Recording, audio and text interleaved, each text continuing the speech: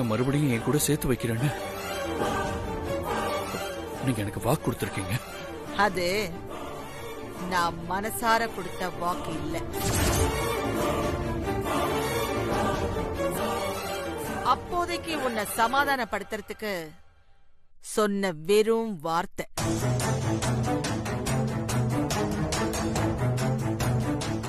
இப்ப சொல்லிக்கிட்டு இருக்கேன் பாத்தியா, தாராவதா நீ கல்யாணம் பண்ணிக்கணும்னு. இதுதான் நான் மனசுல இருந்து சொல்ற வார்த்தை.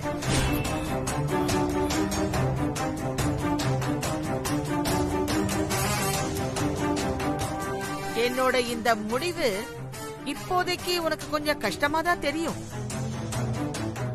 ஆனா போக போக உன் வாழ்க்கைக்கு இதுதான் சரியான முடிவுங்கிறத நீயே புரிஞ்சுப்ப.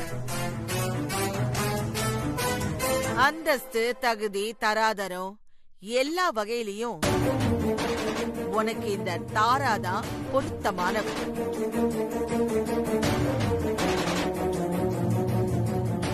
அதனால நீ அவளைத்தான் கட்டிக்கணும்.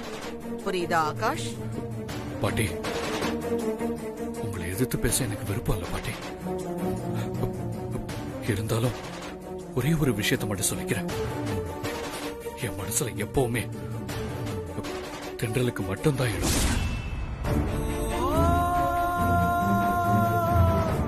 தென்றலை தவிர இன்னொருத்தைய என்னால நினைச்சு கூட பார்க்க முடியாது.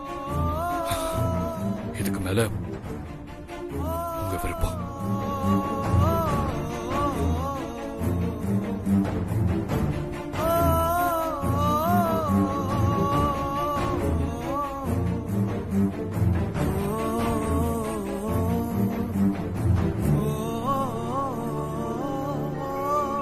இத்தனை நாள் உங்க முன்னாடி கூனி குறுகி பயந்து நின்னதெல்லாம் போதும்.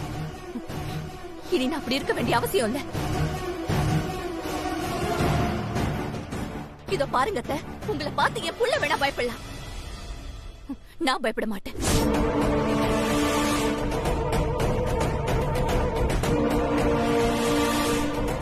எனக்கு என் பிள்ளையோட வாழ்க்கை முக்கியம்.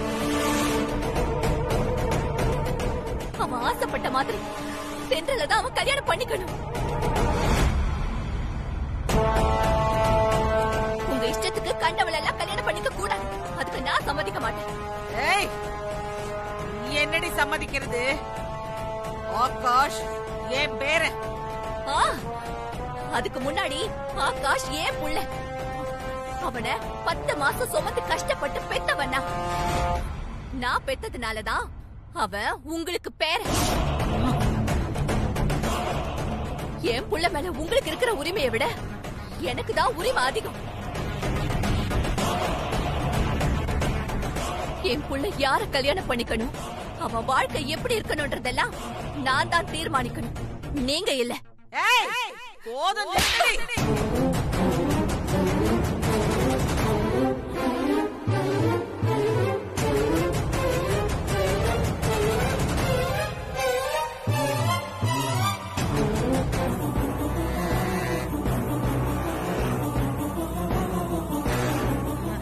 நானும் பாத்துக்கிட்டே இருக்கேன், ஓவரா பேசிக்கிட்டே போறேன். என்ன பார்த்தாலே பயந்து நடுங்கிறவ நீ. இன்னைக்கு இவ்வளவு தைரியமா எதிர்த்து பேசுற?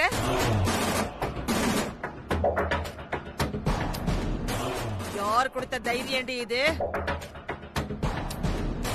பாத்தி ஆகாஷ், உன் முன்னாடியே உன் அம்மாவனை என்ன கை நீட்டி அடிக்கிறாங்க. இப்பவாவது உன் பாட்டி கிட்ட நியாயத்தை கேட்க மாட்டியா? என்னத்தை கேட்க சொல்றீங்க? இருக்கிற டென்ஷன்ல தேவையில்லாம பேசி வம்ப வளர்த்துக்கிட்டு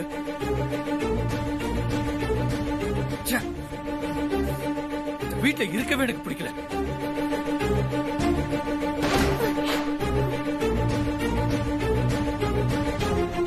மாதவி ஆதங்கத்துல அவ பிள்ளைக்காக சப்போர்ட் பண்ணி பேசினா, அத புரிஞ்சுக்காம எதுக்கு அவ மேல நீ கை நீட்டுற? இதெல்லாம் ரொம்ப தப்பு. மரியாதையா அவகிட்ட நீ மன்னிப்பு கேளு. என்னது?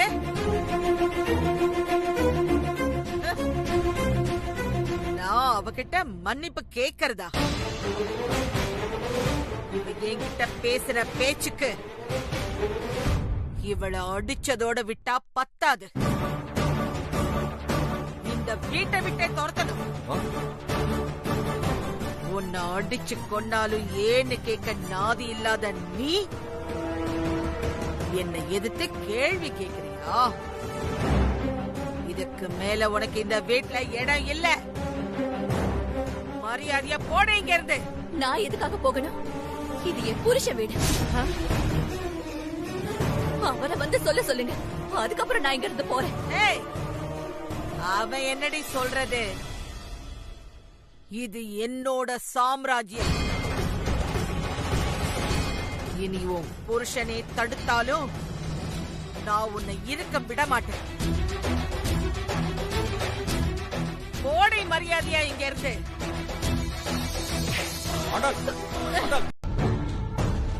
ஏய், நீ எங்கடி இங்க வந்த? போடி இங்க இருந்து.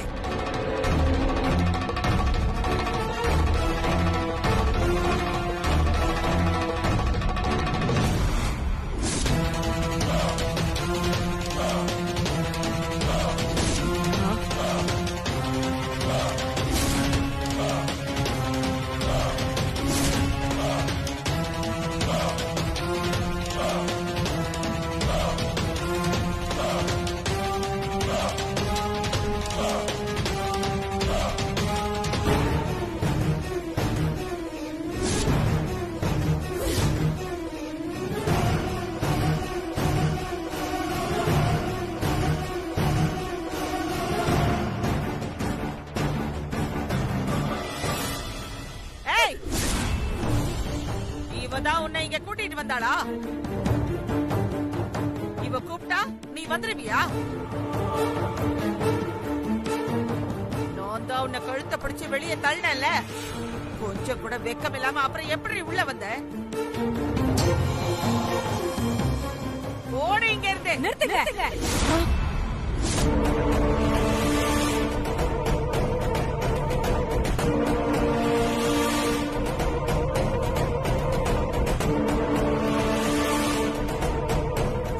மனசுல நீங்க என்ன நினைச்சிட்டு இருக்கீங்க? உங்களை கேள்வி கேட்க ஆளே இல்ல நினைச்சிட்டு இருக்கீங்களா?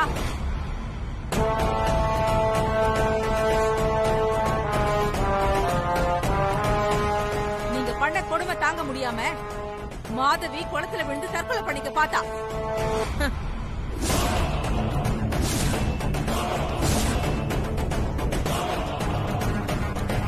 நல்ல வேளை அந்த நேரம் நானும் என் பையனும் அங்க வராம இருந்திருந்தா இந்நேரம் மாதவி இறந்தே போயிருப்பா.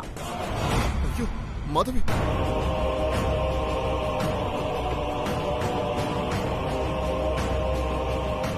மாதவி எதுக்கு தற்கொலை பண்ணிக்கணும்? அதுக்கு பதிலா அவ நேரா போலீஸ் ஸ்டேஷனுக்கு போய் உங்க மேல கம்ப்ளைண்ட் கொடுத்திருந்தா உங்க நிலைமை என்ன ஆயிருக்கும் தெரியுமா? என்ன ஆயிருக்கண்டி? ஒண்ணும் ஆயிருக்காது. எந்த போலீஸாலையும் ஒண்ணு செய்ய முடியாது. பணம் இருக்கிற திமிர்ல தானே நீங்க இப்படி எல்லாம் ஆடிட்டு இருக்கீங்க. உங்க பண திமிருக்கு யார் வேணாலும் அடங்கி போலாம். ஆனா இந்த சாரதா அடங்கி போக மாட்டான்.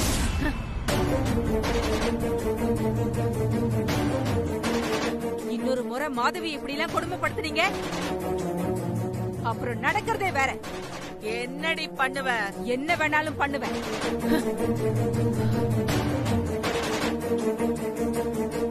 இங்க பாருங்க, நான் இந்த குடும்பத்தை விட்டு எப்பவோ பிரிஞ்சு போனவன்.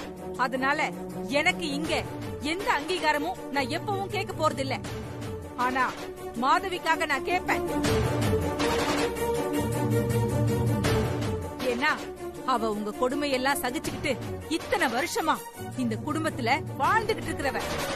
அவளை இங்க இருந்து போக சொல்றதுக்கு இங்க யாருக்கும் எந்த உரிமையும் கிடையாது.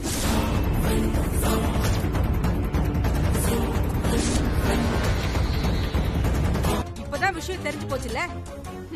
இப்பவாவது உங்க அம்மாவை எதிர்த்து நீங்க கேள்வி கேளுங்க.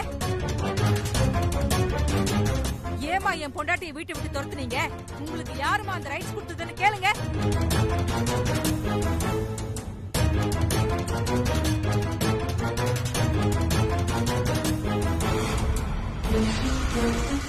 முடியாதுல்ல? இத்தனை வயசுக்கு அப்புறமும் உங்க அம்மா கிட்ட அவ்வளவு பயம்.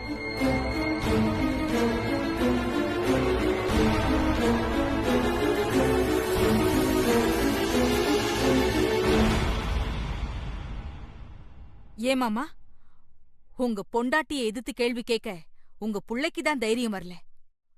உங்களுக்கும் ஏன் வரமாட்டேங்குது?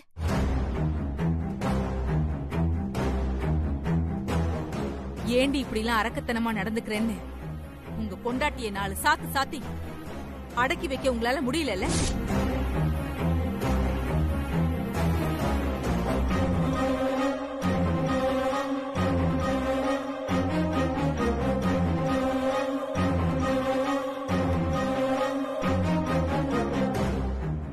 நீ என்னதான் உன் பாட்டி வளர்த்த புள்ளையா இருந்தாலும் உன்னை பெத்தது மாதவி தானடா.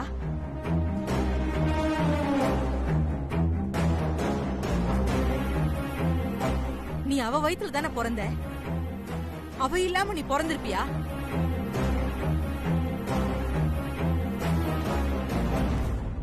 உன் கண்ணு முன்னாடியே உன்னை பெத்தவளை இவங்க கை நீட்டி அடிச்சு துரத்தி விட்டுருக்காங்க. அத நீயும் அமைதியா நின்னு வேடிக்கை பார்த்துட்டு இருந்திருக்க.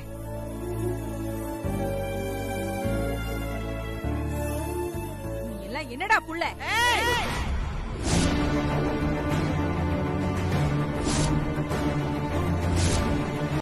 இந்த அடிக்கிற வேலை, சத்தம் போட்டு பேசுறது, இதெல்லாம் உங்க பேரை ஆகாஷ் கிட்ட வச்சுக்கோங்க.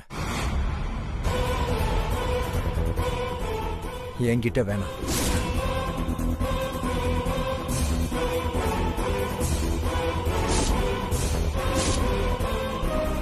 ஏன்னா நான் நீங்க வளர்த்த ஆகாஷ் இல்ல, எங்க அம்மா சாரதா வளர்த்த சித்து.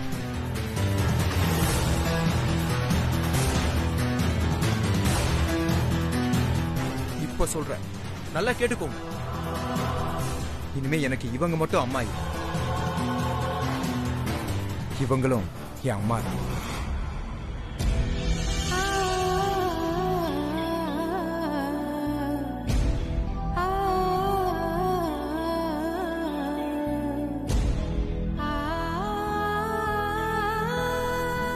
நீங்க இன்னொரு தடவை என் மாதவி அம்மாவை சீண்டி பாத்தீங்கன்னு வைங்க, உங்க பேரு ஆகாஷ் மாதிரி நான் பார்த்துட்டு சும்மாலாம் இருக்க மாட்டேன்.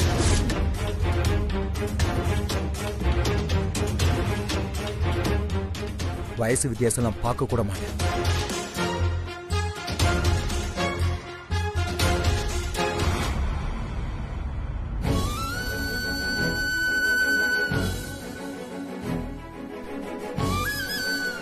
அம்மா அழாதீங்கம்மா.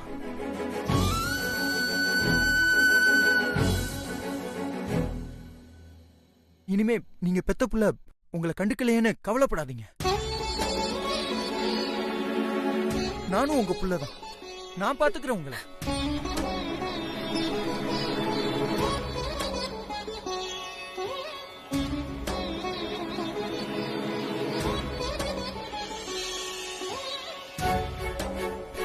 இந்த வீட்ல உங்களுக்கு என்ன பிரச்சனை வந்தாலும் எனக்கு உடனே தெரியப்படுத்துங்க.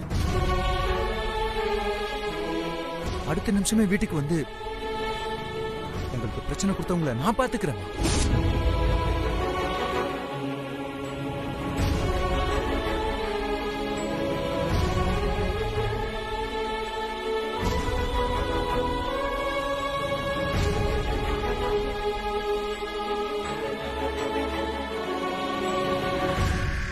இத்தனை நாளும் மாதவிக்கு யாரும் இல்லன்னு நினைச்சுதானே அவளை உங்க இஷ்டத்துக்கு கொடுமைப்படுத்திட்டு இருந்தீங்க? இப்ப அவளுக்கு அக்காவா நான் இருக்கேன்.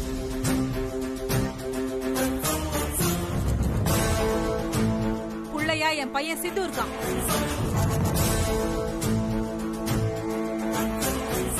இனிமேலாவது மாதவி கிட்ட ஜாக்கிரதையா நடந்துக்கங்க.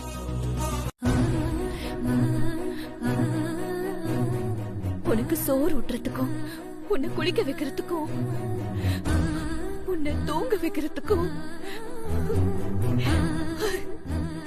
ஒரு ஆயாவுக்கு கொடுத்த உரிமையை கூட இந்த அம்மாவுக்கு கொடுக்கலடா.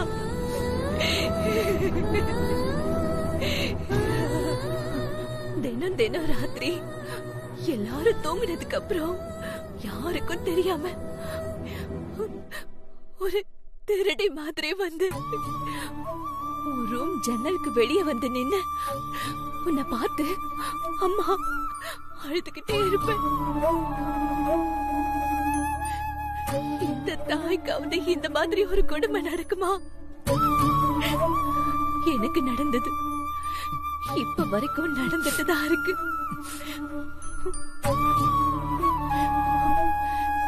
என்னைக்காவது ஒரு நாள் நீ என்ன அம்மான்னு கூப்பிட மாட்டியா? என்ன பத்தி புரிஞ்சுக்க மாட்டியான்னு ஏங்கிக்கிட்டு இருந்தேன்டா.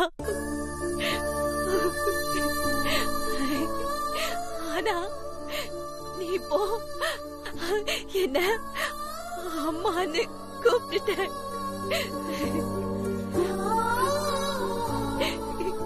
உன் கையால இந்த அம்மாவுக்கு சோறு ஊட்டி விட்டுருக்க. போதும்பா, இது போதும் எனக்கு. இந்த சந்தோஷத்திலேயே இப்பவே செத்து போயிடலாம் போல இருக்கு.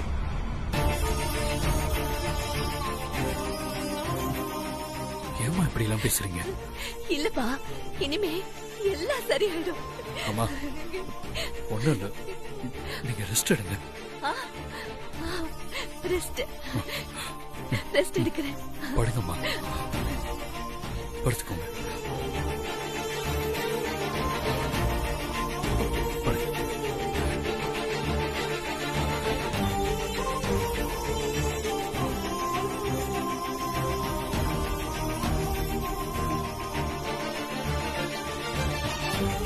தூங்குங்கம்மா.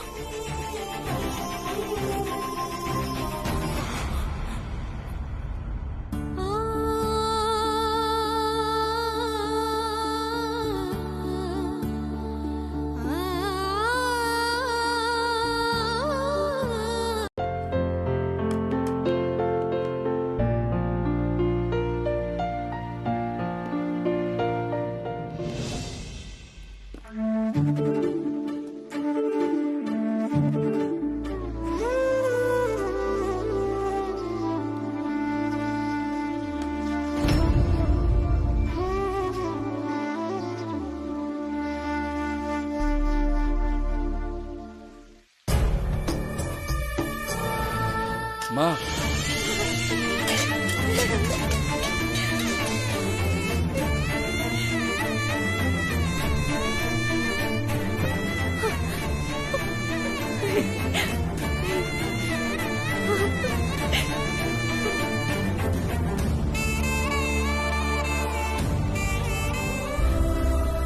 ஆகாஷ், நீ என்னை அம்மான்னு கூப்பிட்ட? ஆமாம்மா.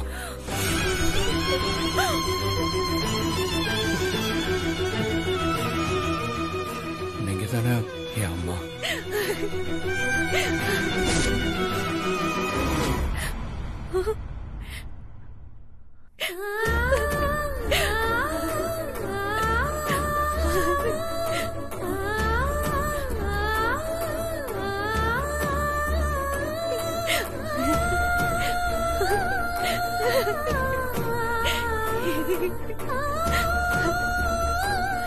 என்னப்பா, உட்கார்.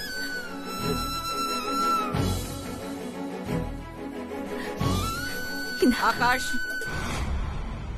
என்ன இதெல்லாம்? ஏன் திடீர்னு இப்படி மாறிட்ட? பாட்டி ப்ளீஸ்.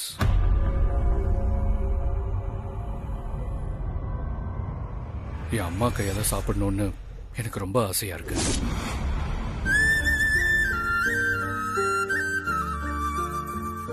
சித்து சொல்லிதான் எனக்கு புத்தியே வந்திருக்கு. அந்த சித்து சொன்ன மாதிரி பெத்த தாய்கிட்டே வெறுப்பு காட்டுற என்ன எப்படி மனுஷனா மதிச்ச ஒரு பொண்ணு வருவா?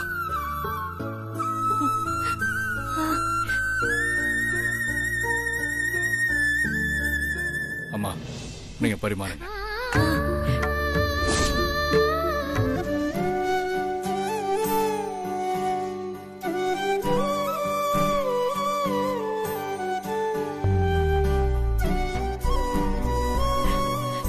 சாப்பிடு.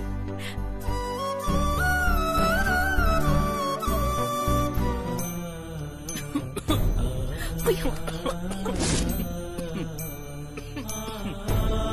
இருக்கண்ணா, இந்த தண்ணி குடி. இந்த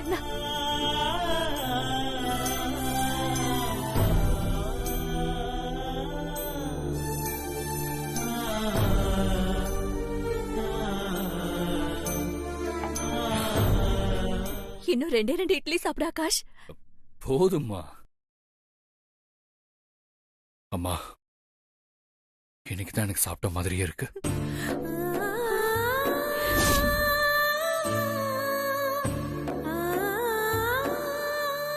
இத்தனை நாளும் சாப்பாடுங்கிறது வயிறை மட்டும்தான் நிறைக்கும்னு நினைச்சுக்கிட்டு இருந்தேன். இப்பதான் இன்னைக்குதான் புரியுது.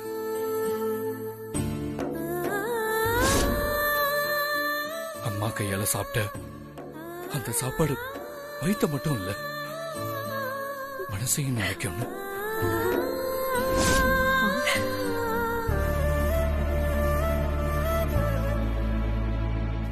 அம்மா, இனிமே எப்பவும் நான் உங்க கையால தான் சாப்பிடுவேன்.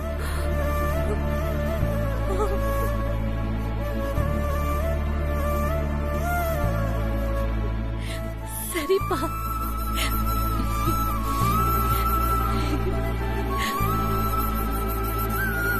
நைட்டு நான் உங்ககிட்ட காலையில மறக்காம மாத்திரை போட்டுக்க சொன்னேனே, ஞாபகம் இருக்கா? ஆகாஷ், அப்போ நைட்டு நிஜமாவே நீ என் ரூமுக்கு வந்தியா? ஆமாமா. ஏன் கணவன் நினைச்சீங்களா?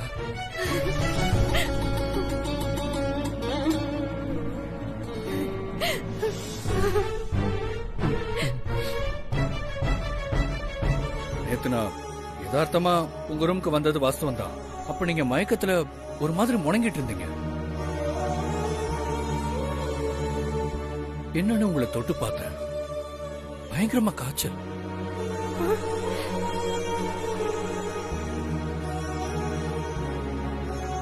நான் ஹாஸ்பிடல் கூப்பிட்டு நீங்க வரமாட்டேன்னு சொல்லிட்டீங்க. அதான் நானே உங்களுக்கு சுடுக்கஞ்சி ஊட்டி விட்டு மாத்திரை மருந்தெல்லாம் கொடுத்து தூங்க வச்சேன்.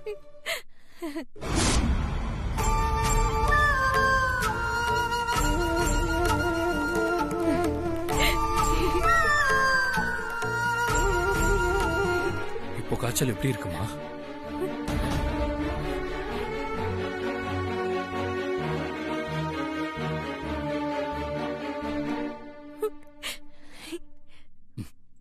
பரவாயில்ல, காய்ச்சல் சுத்தமா குறைஞ்சிருச்சு. இருந்தாலும் ஒரு சேஃப்டிக்கு சாப்பிட்டுட்டு இப்போ ஒரு மாத்திரை போட்டுக்கோங்க. சரி.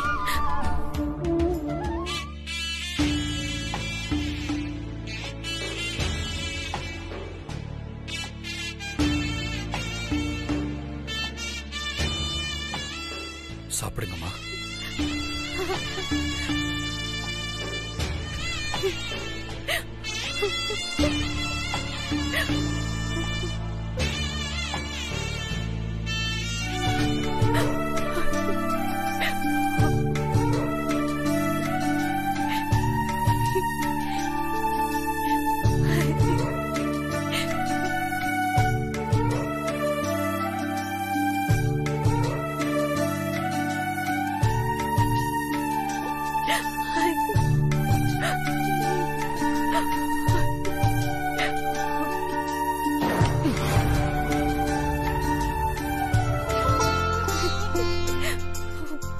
அழக்கூடாதுமா.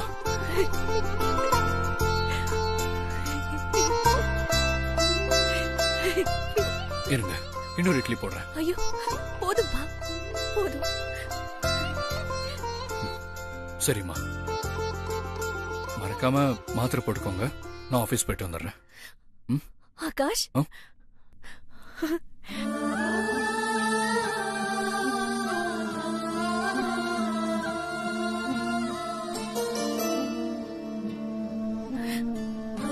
பத்திரம். சரிப்பா, பார்த்து போயிட்டு வா. கிளம்பு.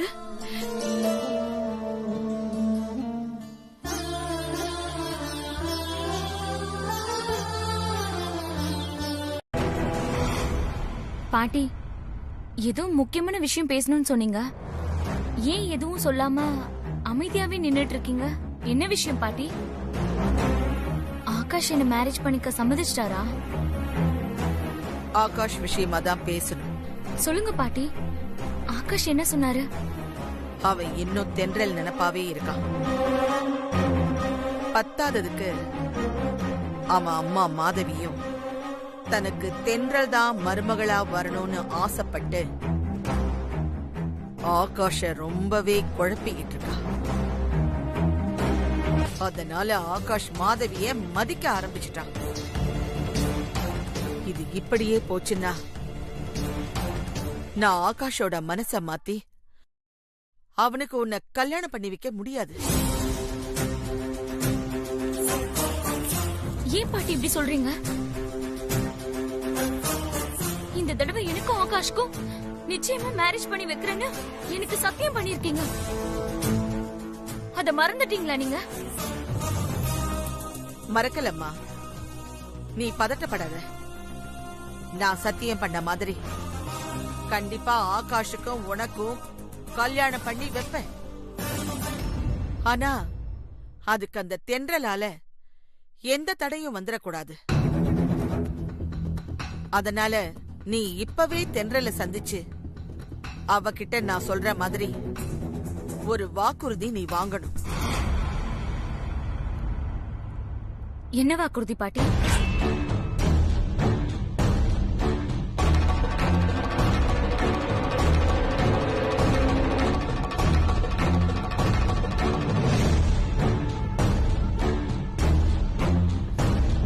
தென்றல் கிட்ட இப்படி ஒரு வாக்குறுதி வாங்கிட்டா ஆகாஷ்க்கும் எனக்கும் கல்யாணம் நடந்துருமா பாட்டி? கண்டிப்பா நடக்கும். நான் நடத்தி காட்டுறேன்.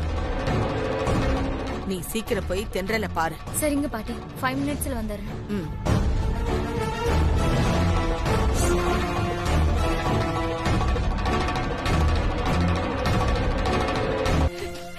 எனக்கு பையன் பிறந்துட்டாங்க.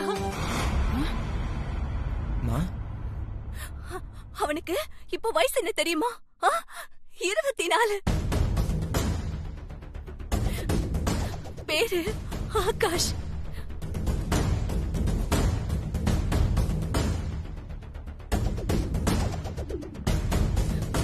நான் பெத்ததுல இருந்து இத்தனை வருஷமா என் மாமியாரோட பேரு நான் மட்டுமே இருந்த ஆகாஷ் இப்போ என்னோட மகனா மாறிட்டான். கொஞ்சம் புரியுற மாதிரியும் இருக்கு, புரியாத மாதிரியும் இருக்கு. என்ன நடந்துச்சுன்னு கொஞ்சம் விவரமா சொல்லு. என் புள்ள என்ன அம்மான்னு கூப்பிட்டுட்டான்.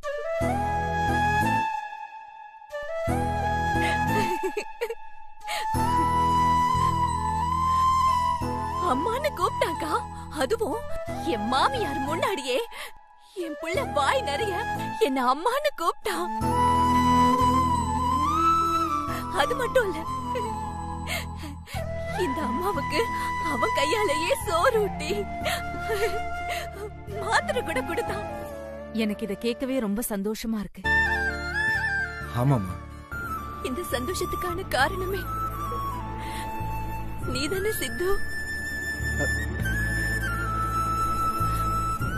ஒரு அண்ணன் ஸ்தானத்துல இருந்து நேத்து நீ அவனுக்கு சொன்ன புத்திமதி தான் அவன் இப்படியெல்லாம் மாத்தி இருக்கு. இப்போ நீ என்னோட கண்ணுக்கு என் புள்ளைய மீட்டு கொடுத்த கடவுள் மாதிரி தெரிகிற. அம்மா, என்னம்மா இதெல்லாம்? இவ்வளவு பெரிய வார்த்தைலாம் பேசுறீங்க?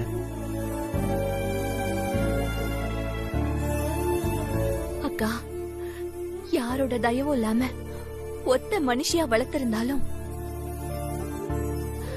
புள்ளைய தங்கம் மாதிரி வளர்த்திருக்கீங்க.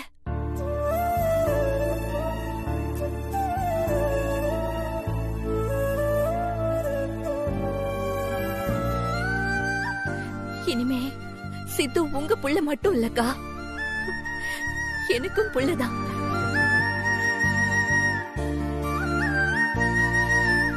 நான் பெறாத இந்த புள்ளையாலதான் இப்போ நான் பெத்த புள்ள எனக்கு திரும்பவும் கிடைச்சிருக்கா. இனிமே எனக்கு எந்த கவலையும் இல்லக்கா.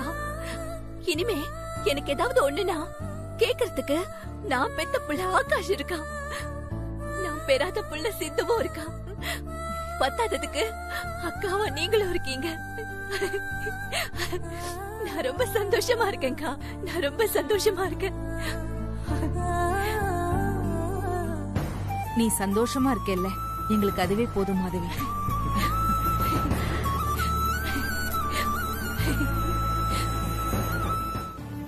என்னால உங்க கல்யாணத்துல என்ன பிரச்சனை வரப்போகுது?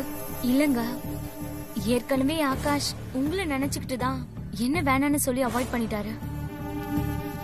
அவரு இன்னும் உங்களை மறக்கவே இல்லங்க. இப்ப கூட அவரு உங்க நினைப்பாதான் இருக்காரு. அது அவரோட முட்டாள்தனம். பட் இனிமே எனக்கு அவரை பத்தின எந்த நினைப்பும் இல்லை. என் மனசுல இருந்து அவரை நான் மொத்தமா அழிச்சிட்டேன். உங்களோட கோபம் நிரந்தரமானதா இல்ல தற்காலிகமானதா?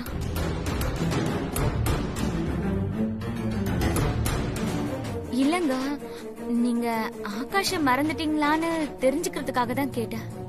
எனக்கு அவரை பத்தின எந்த நினைப்பும் இல்லை. இனிமே எனக்கும் ஆகாஷ்க்கும் எந்த சம்பந்தமும் கிடையாது. நீங்க தாராளமா அவரை கல்யாணம் பண்ணிக்கலாம். என்னால உங்க கல்யாணத்துக்கு எந்த இடைஞ்சலும் வராது. போதுமா? உங்களோட வார்த்தைய நான் நம்பலாமா? வேணும்னா நீங்க ஒரு ஸ்டாம்ப் பேப்பர் வாங்கிட்டு வாங்க. என்னால உங்க கல்யாணத்துக்கு எந்த இடைஞ்சலும் வராதுன்னு எழுதி கையெழுத்து போட்டு கொடுக்கறேன். இல்லங்க, அதெல்லாம் எதுவும் வேண்டாம். நீங்க இப்படி சொன்னதே எனக்கு ரொம்ப சந்தோஷம். தேங்க் காட், இப்பதாங்க எனக்கு ரொம்ப சந்தோஷமா இருக்கு. Thank you so much. தேங்க்யூ. ஆண்டல் பாட்டி சொன்ன மாதிரி தென்றல் கிட்ட இருந்து வாக்குறுதி வாங்கியாச்சு.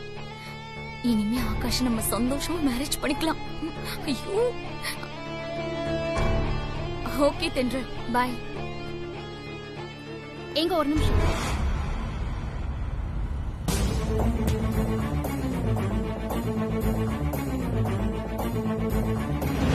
இந்த விஷயத்தை உங்ககிட்ட சொல்ல வேண்டாம் அப்படின்னு தான் நினைச்சேன். நீங்களும் என்ன மாதிரி ஒரு பொண்ணா இருக்கிறதால சொல்றேன். நான் இப்படி சொல்றேன்னு நினைச்சு என்ன தப்பா எடுத்துக்காதீங்க. சொல்லுங்க. ஆகாஷ கல்யாணம் பண்ணி அந்த ஆண்டாள் அம்மா வீட்டுக்கு மருமகளா போறதும் உங்க உடம்புல கல்ல கட்டிக்கிட்டு கடல்ல இறங்குறதும் ஒண்ணுதான். இது என்னோட அனுபவத்துல சொல்றேன். மத்தபடி யோசிச்சு முடிவெடுக்க வேண்டியது உங்களோட பொறுப்பு. ஏதோ சொல்லணும் அப்படின்னு தோணுச்சு. அதுக்கப்புறம் யோர் விஷ். நான் வரேன்.